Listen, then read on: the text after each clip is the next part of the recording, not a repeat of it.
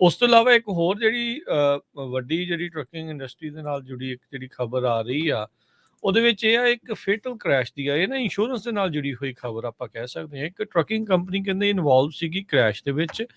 ਉਸ ਕ੍ਰੈਸ਼ ਦੇ ਕਰਕੇ 5 ਜਾਣਿਆਂ ਦੀ ਮੌਤ ਹੋ ਗਈ ਸੀ, ਪਰ ਉਹਨਾਂ ਦੇ ਕੋਲ ਪਿਛਲੇ 28 ਮਹੀਨਿਆਂ ਤੋਂ ਇੰਸ਼ੋਰੈਂਸ ਹੀ ਨਹੀਂ ਸੀ।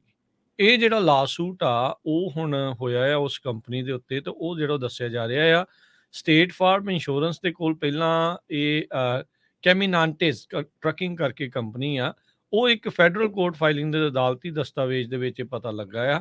ਕਹਿੰਦਾ ਵੀ ਉਹਨਾਂ ਦੇ ਕੋਲ 2 ਸਾਲ ਤੋਂ ਵੱਧ ਦਾ ਸਮਾਂ ਹੋ ਗਿਆ ਸੀਗਾ ਵੀ ਉਹਨਾਂ ਦੇ ਕੋਲ ਇੰਸ਼ੋਰੈਂਸ ਨਹੀਂ ਸੀਗੀ। ਜੂਨ 2022 ਦੇ ਵਿੱਚ I-25 ਦੇ ਉੱਤੇ ਇੱਕ ਵੱਡਾ ਕ੍ਰੈਸ਼ ਹੋਇਆ ਸੀ, ਜਿਸ ਵਿੱਚ 5 ਜਣਿਆਂ ਦੀ ਮੌਤ ਹੋਈ ਸੀ। ਸਟੇਟ ਫਾਰਮ ਕਹਿ ਰਹੀ ਆ ਵੀ ਅਸੀਂ ਤਾਂ 2020 ਦੇ ਵਿੱਚ ਹੀ ਇਹਨਾਂ ਦੀ ਇੰਸ਼ੋਰੈਂਸ ਜਿਹੜੀ ਉਹ ਕੈਂਸਲ ਕਰ ਦਿੱਤੀ ਸੀਗੀ। ਕਾਰਨ ਉਹਨਾਂ ਨੇ ਦੱਸਿਆ ਵੀ ਸੀਵੀਅਰ ਸੇਫਟੀ ਵਾਇਲੇਸ਼ਨ ਤੇ ਅਨਸੇਫ ਹਿਸਟਰੀ ਆ, ਉਸ ਨੂੰ ਲੈ ਕੇ। ਤੇ ਸਟੇਟ ਫਾਰਮ ਰਿਕੁਆਇਰਡ ਸੀਗੀ FMCSA ਨੂੰ ਇਸ company the insurance lack of coverage ਦੇ ਬਾਰੇ ਜਿਹੜੀ ਉਹ ਦੱਸਣ ਦੇ ਲਈ, ਪਰ ਸਟੇਟ ਫਾਰਮ ਨੇ ਇਹ ਦੱਸਿਆ ਨਹੀਂ ਆ। ਫੈਡਰਲ ਏਜੰਸੀ ਨੇ ਅਲਾਓ ਕੀਤਾ ਰੱਖਿਆ ਇਸ ਟਰੱਕਿੰਗ ਕੰਪਨੀ ਨੂੰ ਚੱਲਦੇ ਰਹਿਣ ਦੇ ਲਈ ਵਿਦਆਊਟ ਇੰਸ਼ੋਰੈਂਸ ਤਕਰੀਬਨ 2 ਸਾਲਾਂ ਦੇ ਲਈ। 28 ਮਹੀਨਿਆਂ ਬਾਅਦ ਇਹ ਕ੍ਰੈਸ਼ ਹੁੰਦਾ ਹੈ, 5 ਜਣਿਆਂ ਦੀ ਮੌਤ ਹੋ ਜਾਂਦੀ ਆ। ਐਰਨ ਗੋਡੀਨੈਸ, ਹੈਲੀ ਐਵਰਟਸ, ਉਹਨਾਂ ਦੀ ਇੱਕ ਛੋਟੀ ਇਨਫੈਂਟ ਬੱਚੀ, ਉਹਦੇ ਜਿਹੜੇ ਪੇਰੈਂਟਸ, ਪੂਰੇ ਦਾ ਪੂਰਾ ਟੱਬਰ ਹੀ ਜਿਹੜਾ ਹੈ ਉਸ ਹਾਦਸੇ ਦੇ ਵਿੱਚ ਮਾਰਿਆ ਜਿਹੜਾ ਹੋ ਜਾਂਦਾ ਆ। ਹੁਣ ਹਰਜੋਤ ਜੀ, ਰਮਨ ਜੀ, ਇਸ ਦੇ ਉੱਤੇ ਵੀ ਜ਼ਰੂਰ ਚਾਨਣਾ ਪਾਓ। ਹੁਣ ਜਿੱਦਾਂ ਇਹਦੇ ਵਿੱਚ ਕੋਰਟ ਦੇ ਵਿੱਚ ਜਿਹੜੇ ਦਸਤਾਵੇਜ਼ ਕਹਿੰਦੇ ਆ ਵੀ ਜਦੋਂ ਇੰਸ਼ੋਰੈਂਸ ਘੱਟ ਹੁੰਦੀ ਆ ਤੇ ਇੰਸ਼ੋਰੈਂਸ ਕੰਪਨੀ ਦਾ ਇਹ ਫਰਜ਼ ਆ FMCSA ਨੂੰ ਦੱਸਣਾ, ਪਰ 28 ਮਹੀਨੇ ਕੋਈ company trucking company without insurance ਚੱਲਦੀ ਰਹੇਗੀ, ਇਹ ਗੱਲ ਹਜਮ ਹੁੰਦੀ ਆ? ਇਹ ਸਹੀ ਹੋ ਸਕਦਾ ਹੈ ਜਾਂ ਕਿੱਦਾਂ ਆ? ਇਹ ਟਫ ਹੈਗਾ ਜੀ, ਮਤਲਬ ਕਿ ਆਈ ਡੋਂਟ ਨੋ ਕਿਸ ਤਰ੍ਹਾਂ ਇਹ ਚੀਜ਼ ਚੱਲਦੀ ਰਹਿ ਸਕਦੀ ਹੈ, ਕਿਉਂਕਿ ਯੂਜ਼ਲੀ ਜਦੋਂ ਇੰਸ਼ੋਰੈਂਸ ਹੁੰਦੀ ਆ ਤਾਂ ਤੁਹਾਡੀ DOT ਜਿਹੜੀ ਆ ਜਾਂ ਤੁਹਾਡੀ ਅਥਾਰਟੀ ਜਿਹੜੀ ਆ ਉਹ ਕੈਂਸਲ ਹੋ ਜਾਂਦੀ ਆ ਜਾਂ ਉਹ ਬੰਦ ਹੋ ਜਾਂਦੀ, ਸ਼ਟ ਡਾਊਨ ਹੋ ਜਾਂਦੀ ਆ। ਸੋ ਐਵਰੀ ਈਅਰ ਤੁਹਾਨੂੰ ਸਬਮਿਟ ਕਰਨੀ ਪੈਂਦੀ ਆ। ਆਈ ਡੋਂਟ ਨੋ ਕਿ ਇੰਨੀ ਲੌਂਗ ਕਿੱਦਾਂ ਚੱਲਦੀ ਰਹਿ ਗਈ। ਆਈ ਥਿੰਕ ਜਿਹੜੇ ਆਪਣੇ ਪਰਮਿਟ ਜਾਂ ਇੰਸ਼ੋਰੈਂਸ ਪ੍ਰੋਫੈਸ਼ਨਲ ਹੈਗੇ ਆ ਉਹ ਸ਼ਾਇਦ ਥੋੜਾ ਕੁਝ ਦੱਸ ਸਕਦੇ ਇਹਦੇ ਬਾਰੇ ਚ ਕਿ ਕਿਵੇਂ ਚੱਲਦੀ ਰਹਿ ਗਈ, but I don't think so ਕਿ ਏਡਾ ਲੌਂਗ ਟਰਮ ਜਿਹੜਾ ਆ ਥੋੜਾ ਬਹੁਤ ਚਿਰ ਤਾਂ ਕਹਿ ਲਓ ਵੀ ਕੱਢਦੀ ਆ, ਤੇ ਪਰ ਜ਼ਿਆਦਾ ਦੇਰ ਤੱਕ ਨਹੀਂ ਉਹ ਚੀਜ਼ ਹੋ ਸਕਦੀ।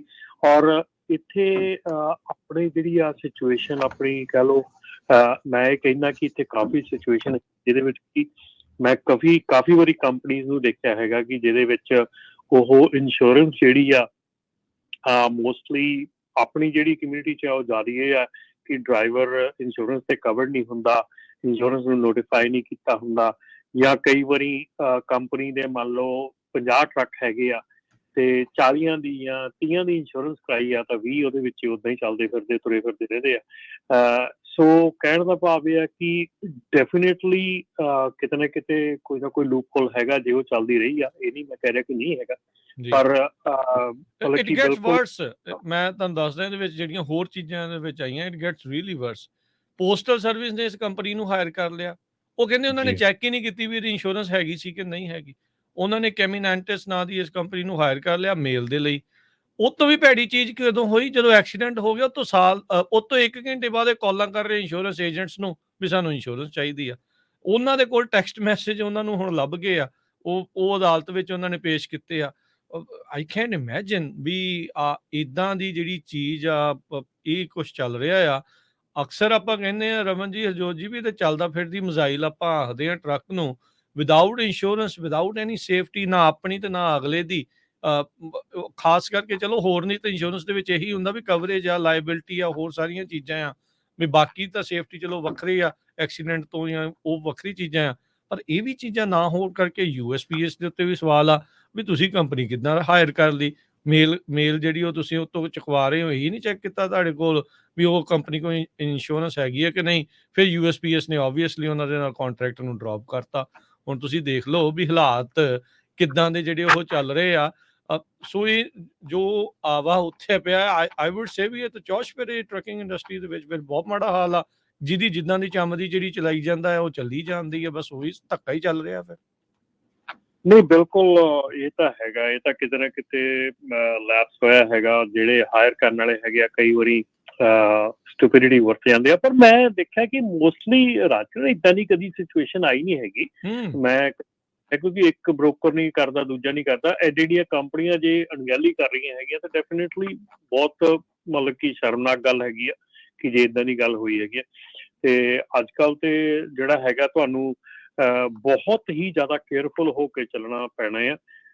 ਮੈਨੂੰ ਅੱਜ ਸਵੇਰੇ ਹੀ ਕਾਲ ਆਈ ਹੈ ਕਿ ਜਿਹਦੇ ਵਿੱਚ ਆਪਾਂ ਜਿਹੜੀ ਹੋਰ ਵੀ ਗੱਲ ਅੱਗੇ ਰਾਜਕਰਨ ਕਰਨੀ ਹੈ ਕਿ ਕੋਈ ਆਪਣੇ ਓਨਰ ਆਪਰੇਟਰ ਹੈਗੇ ਉਹ ਐਮਾਜ਼ੋਨ ਨਾਲ ਕੰਮ ਕਰਦੇ ਹੈਗੇ ਆ ਤੇ ਐਮਾਜ਼ੋਨ ਨੇ ਉਹਨਾਂ ਨੂੰ ਈਮੇਲ ਕੀਤੀ ਹੈਗੀ ਕਿ ਤੁਹਾਡਾ ਜਿਹੜਾ ਅਕਾਊਂਟ ਹੈਗਾ ਉਹਦੇ ਤੇ ਡਬਲ ਬ੍ਰੋਕਰਿੰਗ ਹੋ ਰਹੀ ਹੈਗੀ ਤੇ ਉਹਨਾਂ ਨਾਲ ਮੇਰੀ ਗੱਲ ਹੋਈ ਤੇ ਉਹ ਕਹਿ ਰਹੇ ਕਿ ਅਸੀਂ ਇੱਕ ਸਿੰਗਲ ਟਰੱਕ ਆ ਔਰ ਨਾ ਹੀ ਅਸੀਂ ਕਦੀ ਕਿਸੇ ਨੂੰ ਦੱਸਿਆ ਕੁਛ, ਨਾ ਹੀ ਅਸੀਂ ਕੁਛ ਕਿਸੇ ਨੇ ਕੀਤਾ। ਅਸੀਂ ਇਕੱਲੇ ਹੀ ਇੱਕੋ ਹੀ ਟਰੱਕ ਨਾਲ ਲੋਡ ਲੈਂਦੇ ਆ, ਇੱਕੋ ਹੀ ਟਰੱਕ ਨਾਲ ਕਰਦੇ ਆ।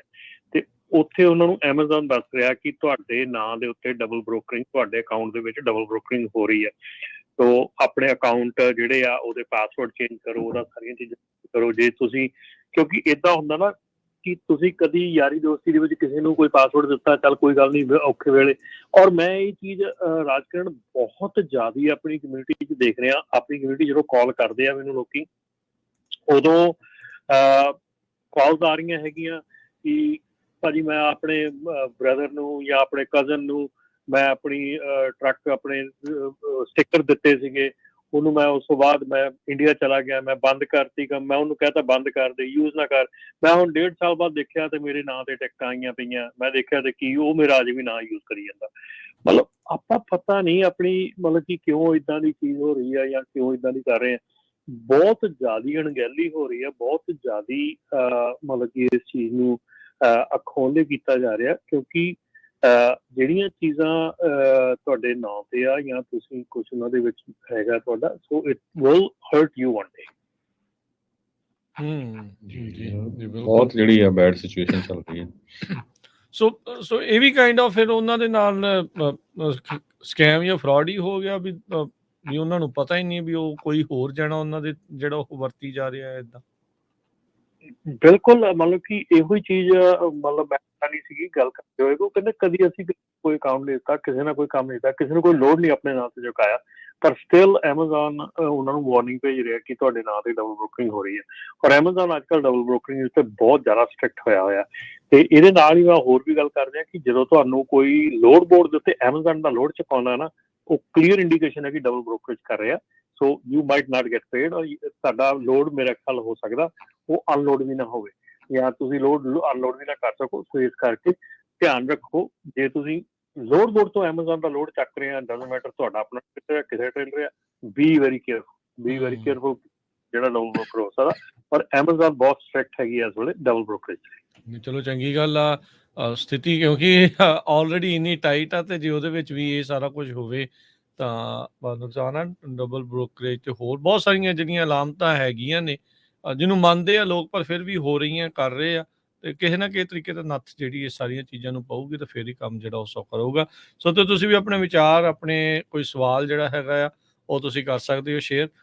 ਨੰਬਰ ਆ ਸਟੂਡੀਓ ਦਾ 408 272 5200 408272 5200 ਦੇ ਉੱਤੇ।